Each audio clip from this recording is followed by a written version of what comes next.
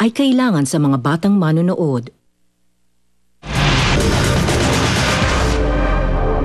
Comedy King Dolphy patuloy na tinututukan ang lagay ng kalusugan. It was last June 9, Sabado, nang isugod sa ospital ang hari ng komedya dahil sa pneumonia dulot ng kanyang chronic obstructive pulmonary disease o COPD.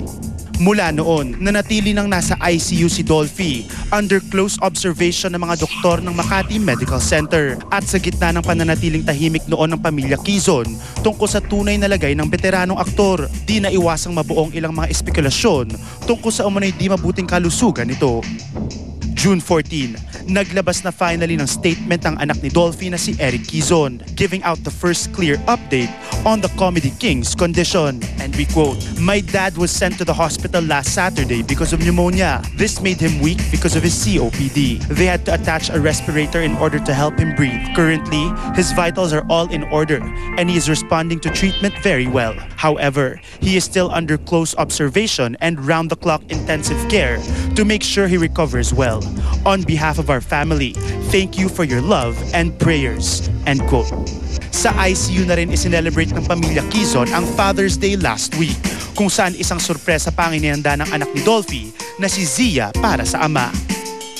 Miyerkules, June 20, labis na ikinabahala ng lahat ang ibinigay na update ni Eric sa press. Right now, he's in a very critical state. He has what you call toxic metabolic encephalopathy.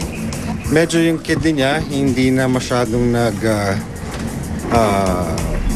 nagpa-function mabuti. Kasi nagde-deteriorate yung kanyang condition. Monday, they removed the respirator. They tried kasi maganda yung signs, maganda yung condition siya, no? And then he was able to breathe on his own for about 6 hours. And then after that, he started gasping for air. So kaya binalik ulit yung respirator. In the last year, he survived 10 pneumonias.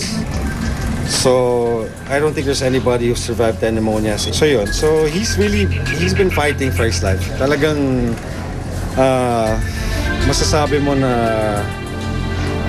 he doesn't want to let go. Pag kinakausap namin, kunyari o kaya may dalaw sabihin namin, nagre-react naman siya. Hindi lang siya talaga makasalita kasi may mga nakakabit na tubes eh. Pero alam mong nadidinig ka niyan, yung minsan mga facial reactions na lang niya, yung ganun. Minsan nagpapatawa pa siya. Just siguro prayers sa lang sa ngayon maitutulong ng mga, lalo ng mga tagahanga niya. And di pa rin kami nawawalan ng pag-asa. Sana magkaroon pa ng extension ng kanyang buhay. June 22, naabutan ng Showbiz Central camera si Vandolph na dumalaw sa ama. Ngunit naging matipid ang mga binitawan nitong pahayag tungkol sa kalagayan ng hari ng komedya. Salamat po sa lahat ng nagdadasal sa tatay ko at nagpatuloy nagdadasal. Okay po ang kalagayan ng tatay ko mo. Okay kaya thank you po. Thank you. Yun lang po. Salamat.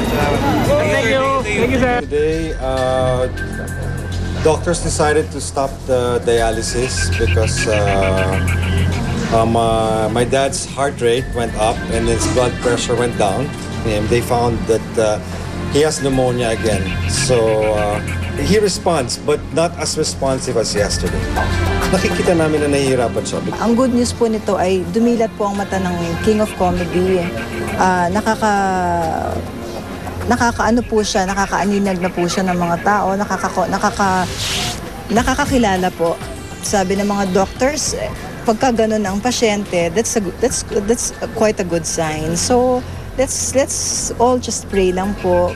Tito Dolphy is improving po. Awa ng Diyos. It is the way of God to say, you are mine, so I'll take care of you while you are there, and I will take you whenever it's time. But up to time, I think it's not yet time. Kailangan pa natin siya. So, kahapon, June 23, ilang mga kaibigan pa ang dumalaw kay Pidol. Kasabay nito, dumating na rin mula sa States ang iba pang mga anak ng hari ng komedya. Nagko-comedy pa eh. You know, Tito Dolphy is a comedian. No dull moments, kahit na may sakit na, naka-comedy pa. Oo, nakadilat naman. Pag sinasabi, just Tita Nova. Ayan. Umalaki yung mata niya. medyo nahihirapan siyang huminga, pero na ano naman kaagad yun. His heart rate and his blood pressure, they're all okay. Ang maganda lang dito is he's been stable for the last 2 days, which is a really good sign. Magkakaroon ng mga komplikasyon yung mga ibang organs niya, but somehow ang sinasabi naman nila na yung puso daw ng daddy ko ay talagang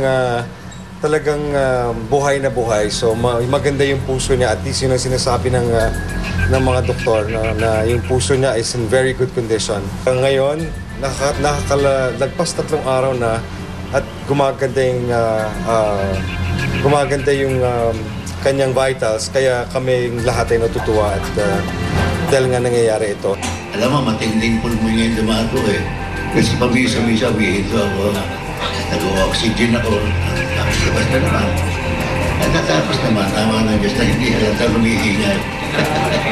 At sa patuloy na pagtutok ng buong bansa sa lagay ng kalusugan ng nag-iisang comedy king ng pelikulang Pilipino. Ihahatid namin sa inyo ang pinaka-latest na updates through our special correspondent na si Lars Santiago. Live na live ngayong hapon sa Showbiz Central. Bandang 3:00 po ng hapon nagsimula ang press briefing ni Eric Quezon, ang nataasang spokesperson ng pamilya ni Dolphy. At nandun po live sa Makati Med si Lars Santiago. Lar. Katatapos lang ng press conference ni Eric dito sa Makati Med at nagbigay nga siya ng update tungkol sa kalagayan ng ating comedy king na si Dolphy. At ayon sa kanya, kagabi ay sumailalim sa isang medical procedure ang kanyang ama at kung saan nilagyan ng butas sa lalamunan para doon dumaan ang hangin. At ngayon nga raw ay maganda ang response ni Dolphy sa ginawang medical procedure at kanina ay nagkaroon din ng sumailalim din siya sa dialysis. At sa mga procedures na ito ay talagang maganda raw ang mukhang maganda ang kinalabasan dahil ngayon ay mas nagre-respond raw si Dolphy sa mga tao sa kanyang paligid. Mas madalas daw itong nakadilat at palagi at ngayon daw ay mukhang mas masigla. Kaya